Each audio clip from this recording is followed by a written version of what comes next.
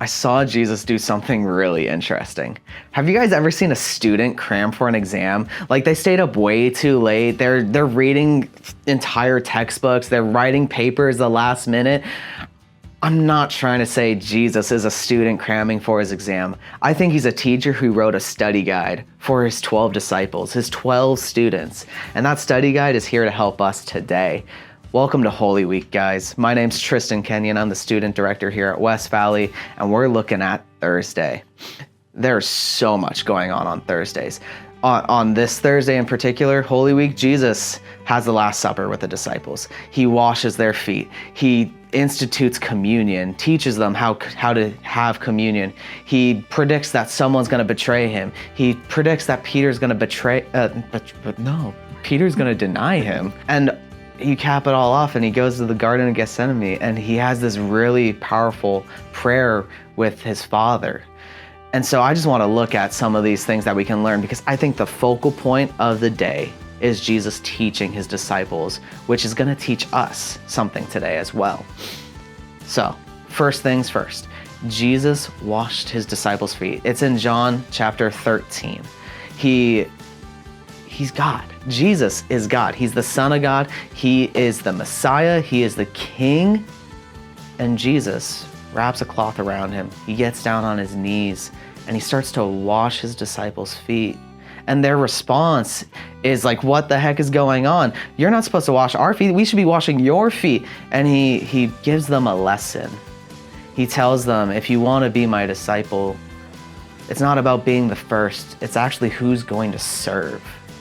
And so the first lesson that we learn from Jesus in our study guide is that we need to have a servant's heart. And then after the meal's done, Jesus starts to teach communion. And he says this in Luke chapter 22. And he took bread, gave thanks, and broke it, and gave it to them, saying, "This is my body given for you. Do this in remembrance of me." In the same way, after supper, he took the cup, saying, This cup is the new covenant in my blood, which is poured out for you. Jesus is telling them exactly what to do. You're going to break bread, you're going to drink of the wine, and you're going to remember me. Do this in remembrance of me. It's a lesson for us to remember all that Jesus has done. And guys, we're living 2,000 years in the future. We know what Jesus has done. He went to that cross. But Jesus is helping his disciples understand that here and now. But my favorite part of Thursday, it's right before the garden. He's talking to his disciples. Peter is about to be told that he's gonna betray or deny Jesus, but Jesus gives them a simple directive. It says this in John chapter 13, "A new command I give to you, love one another as I have loved you, so you must love one another. By this, everyone will know that you are my disciples if you love one another."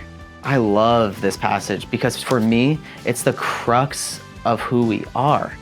We are known as followers of Jesus by how we love one another. And Jesus is looking at his 12 disciples, his 12 students, and it says, if you want to get an A on the test, love people well. But he wants us to love.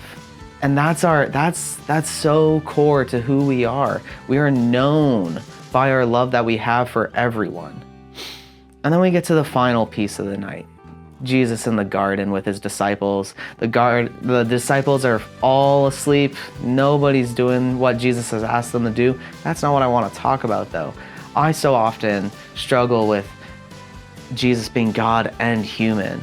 And I think this is one of the most human aspects of Jesus. He goes off into the garden and he goes to a solitary place and he prays. And he asks God, could you take this cup from me?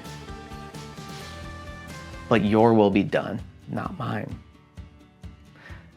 That's the final lesson that Jesus is teaching us on Thursday. That we need to submit to the Father's will. That we need to say, not me, but you, God. So we have 4 key lessons on Thursday. The first, have a servant's heart. Second, remember all that Jesus has done through communion. Thirdly, love one another. And lastly, submit to the Father's will. as we go into this Easter weekend, I just want you guys to remember those things. Thanks for sharing this time with me.